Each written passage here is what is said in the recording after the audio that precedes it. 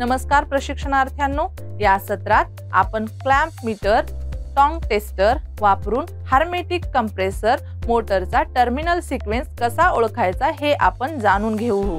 या व्यतिरिक्त आपण एम मीटर आणि एव्हीओ मीटर वापरून स्टार्टिंग करंट आणि रनिंग करंट मोजू।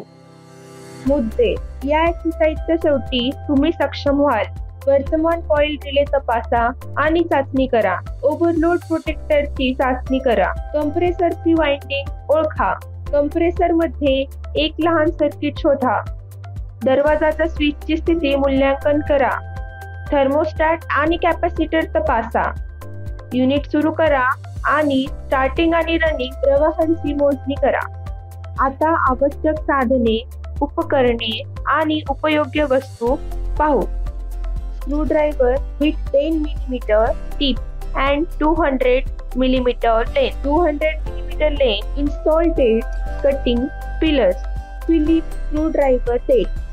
Ohmmeter, ammeter, voltmeter, clamp tester. Screwdriver set. Combination pliers. 100 mm length. Electrician's knife. All electrical components of refrigeration, both direct and indirect.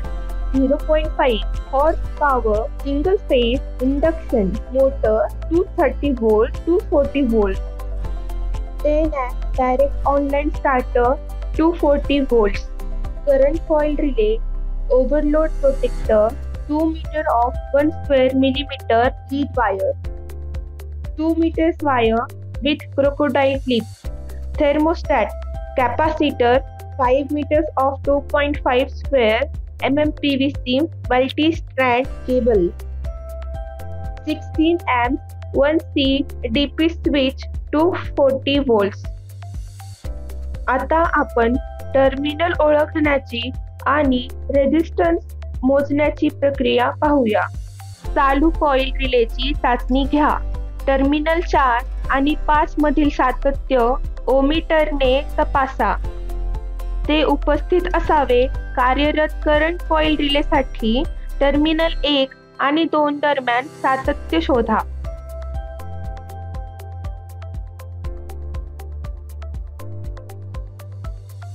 कार्यरत नसलेल्या स्थितीत टर्मिनल 5 आणि 6 मध्ये ओपन सर्किट असावे। रिले उलट्या दिशेने फिरवा।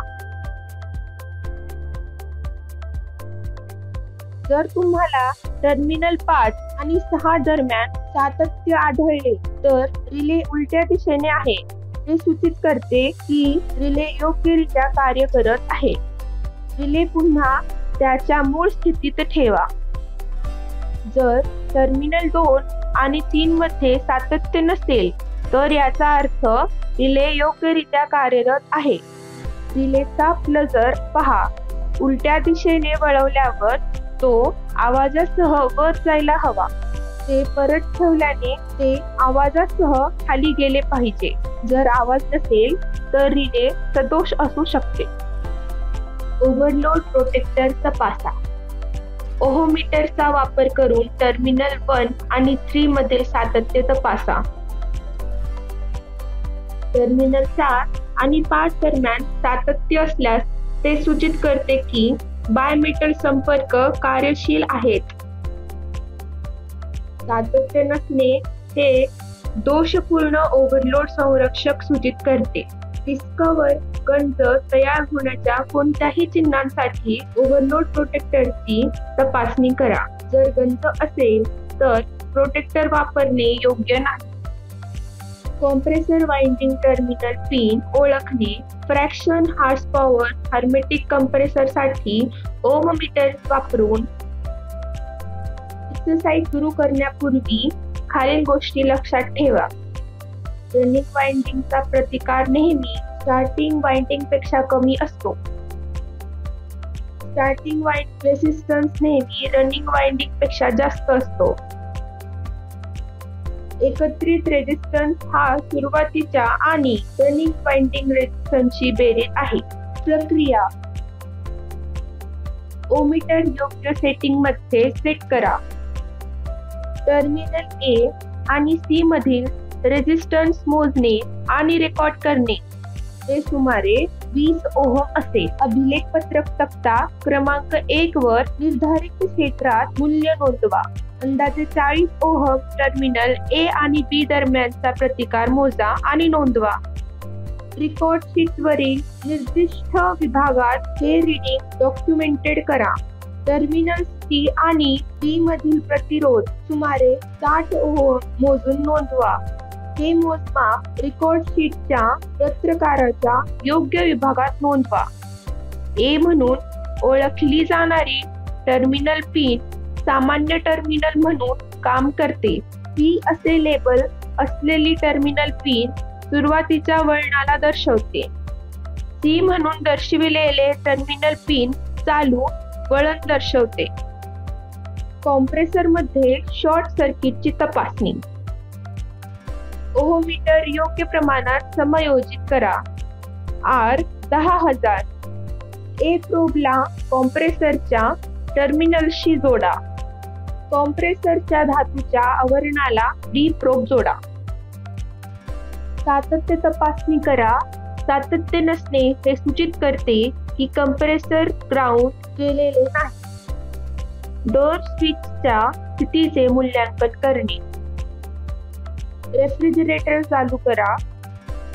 कॅबिनेट बल्बची स्थिती तपासण्यासाठी रेफ्रिजरेटरचा दरवाजा उघडा. ती चमकली पाहिजे. जर बल्ब चमकत नसेल तर बल्बची तपासणी करा. जर बल्ब चिटकलेला किंवा संतोष दिसत असेल तर तो बदला आणि तो उजळतो का ते पहा. जर बल्ब बदलल्याने समस्या सुटत नसेल तर रेफ्रिजरेटर बंद करा. दरवाजाचे कुलूप त्याच्या स्थापनापासून वेगळे करा आणि संबंधित तारांची जोडणी तोडा. स्विच चालू आणि बंद या दोन्ही स्थानांचे निरीक्षण करून त्याची सातत्य निर्धारित करण्यासाठी क्लॅम्प मीटर किंवा टेस्ट लॅम्प वापरा. होल्डर्सनी जोडलेल्या तारांची तपासणी करा. जर दरवाजाचे कुलूप सदोष असल्याचे आढळून आले तर ते बदला आणि तारांना सुरक्षितपणे पुन्हा जोडा. थर्मोस्टॅटच्या स्थितीचे मूल्यांकन करणे. रेफ्रिजरेटर चालू करा. जर रेफ्रिजरेटर अपेक्षेप्रमाणे काम करत नसेल तर थर्मोस्टॅट तपासण्यासाठी पुढे जा. थर्मोस्टॅट काढून टाका आणि त्याच्या तारांची जोडणी तोडा. एकतर क्लॅम्प मीटर किंवा चाचणी दिवा वापरून बंद आणि चालू अशा दोन्ही स्थितीत त्याचे रीडिंग करा. थर्मोस्टॅटच्या सातत्याचे मूल्यांकन करा. कॅपॅसिटरची चाचणी.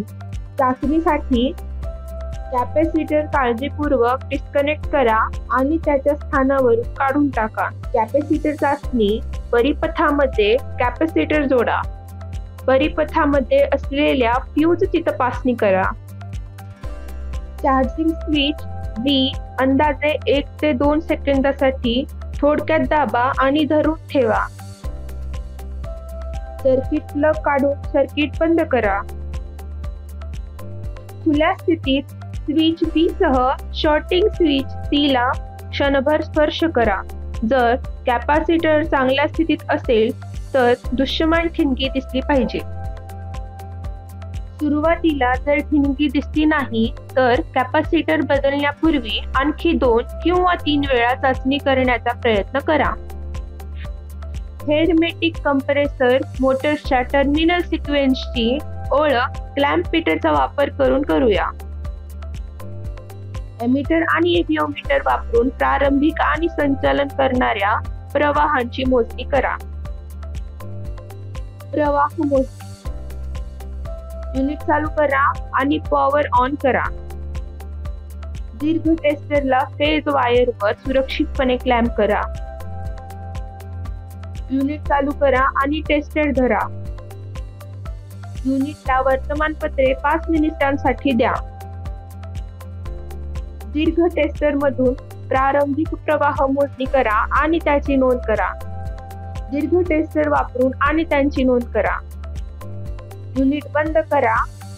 दीर्घ टेस्टरला फेज वायर पासून सुरक्षितपणे काढा.